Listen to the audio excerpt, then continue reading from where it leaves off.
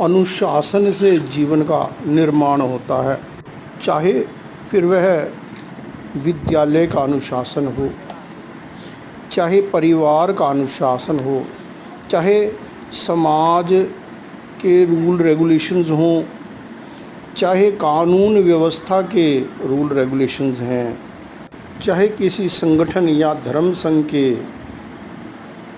Rule regulations हैं, मर्यादाएं हैं, नियम हैं। नियम और मर्यादा हमारे मन को, हमारे मस्तिष्क को एक सही दिशा प्रदान करते हैं। उनसे हमारे जीवन को एक सही दिशा मिलती है।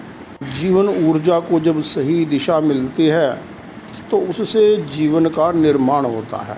भ्रांतिवश व्यक्ति नियम और मर्यादा को बंधन समझ लेता है और स्वच्छंदता को स्वतंत्रता समझ लेता है। जो नियम और मर्यादा का भंग करता है वह अपने लिए समस्याओं का सृजन कर लेता है, विघ्न, बाधा और कष्टों का सृजन कर लेता है।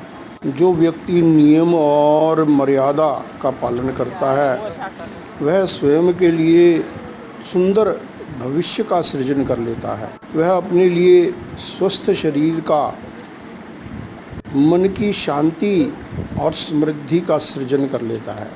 जब बच्चा छोटा होता है, छोटी कक्षाओं में विशेष रूप से अनुशासन का प्रशिक्षण दिया जाता है कि जब बच्चा कॉलेज में पहुंच जाए तो वह स्वयं अनुशासन पूर्वक अपनी जीवन ऊर्जा को विद्या अध्ययन में लगा सके, जीवन के निर्माण में लगा सके।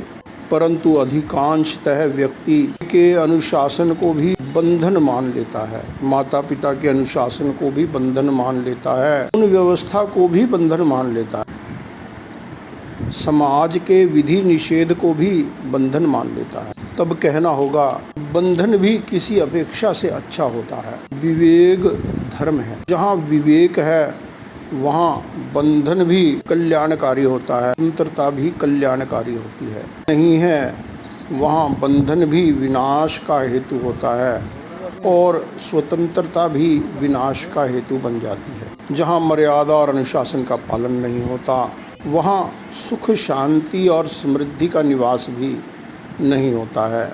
वह व्यक्ति परिवार, समाज, राष्ट्र और स्वयं के लिए भी एक हम स्वयं संयम और तप के द्वारा अपनी आत्मा का कल्याण करें, शासन में रहने का प्रयत्न करें, हमारे लिए श्रेय है, कल्याणकारी है।